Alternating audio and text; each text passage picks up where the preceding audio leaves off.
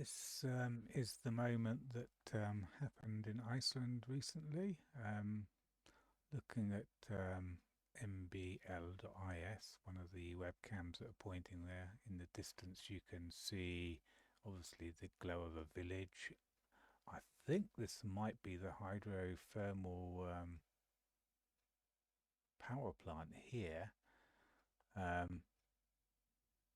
but at on this camera, with the camera's got the wrong time and date on it, because it is not 2011 1201, and it's certainly not 01405, but it gives you a good indication of when things decided to go bad. So if you look at the time in the corner, on the bottom right hand corner, at 14:30, you see a massive flash in the relatively middle to left hand side of the screen, and that's when the volcano, the fissure eruption, started. And there you have it. Here it goes.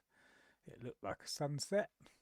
It glowed up the sky. I would imagine there's probably some sulfur dioxide sitting around, kicking around in this sky there, but this is what started it all. As you can see, it completely illuminated the lying snow. So it must have been very intensely hot on this volcano. It's opened up a humongous fissure eruption. Again, this is courtesy of MBL.is, but it's very impressive. Have no idea what the geothermal power plant was doing, if that is what that is. I take it this is roughly where the line of so this is the back end of the Blue Lagoon. The Blue Lagoon's over on here on the left hand side, but you can't see it, and I think this is the geothermal station here. So this is what they've been protecting. They've been doing a lot of protection, lots of groundwork, building up big walls, and we'll see whether this magma intrusion will be able to break the walls, because there is an awful lot of magma coming out of this thing. I mean, it intensified really rapidly. We're looking at the 2 to 4 hertz monitoring of the seismicity, and there didn't appear to be anything, and then it just went off the scale at the time of this going off.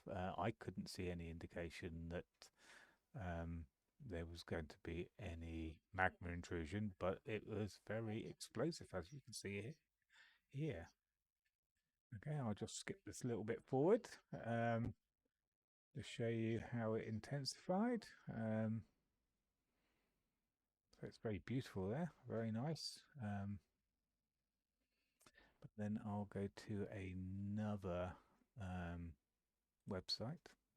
We'll go to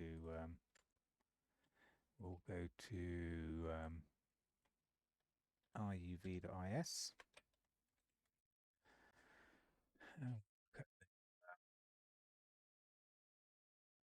Streams, and they've got quite a few here. We'll look at this one, which is camera 2, and if we go back to the eruption time, which you can't see, but if you look at the intensity of I think the camera's got stuck now, so so this is a camera that was swinging from left to right, but it's just showing you how much there is already accumulated, and it's a very long fissure eruption. This should in theory pan to the right very shortly.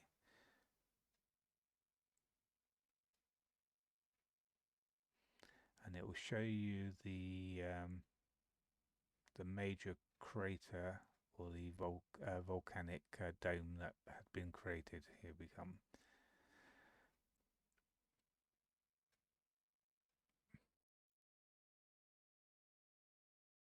As you can see, the lava lake is already humongously large. and that's within the space of 2 hours. So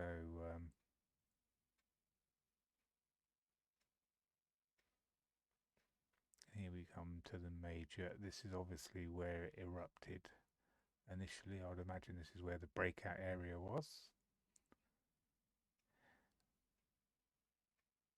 And that is one humongous volumetric eruption of lava there.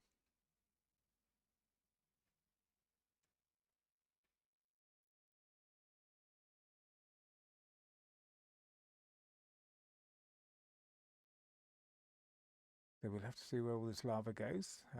Hopefully everybody's safe in the town of Grindvik, because I would imagine Grindvik, this is on its way down probably to that to the sea in some way, shape or other.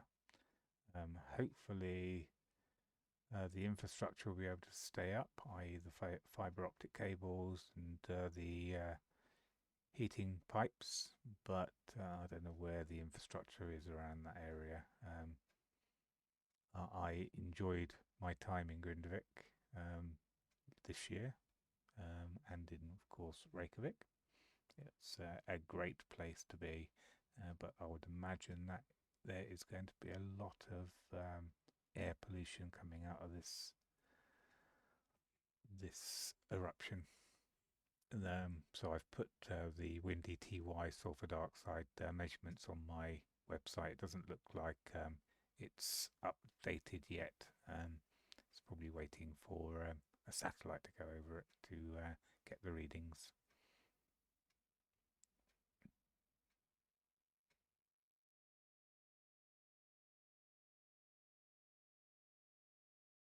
So this is how it is. I'll give you a quick glimpse of how it is now. But I believe, again, the camera's got stuck on the right-hand side. Well, actually, looks like the camera is... Yep, the camera's got stuck on the right-hand side, so it's not slewing back across to the left anymore, which is a great shame. There are multi-view versions. So this is RUV.is in YouTube. There are multiple versions of these cameras sitting on that website. There's a multi-camera view, so I would suggest that you go to there. Again, all the copyright belongs to MBL.is and RUV.is as well. So thank you very much. Have a good night. Bye.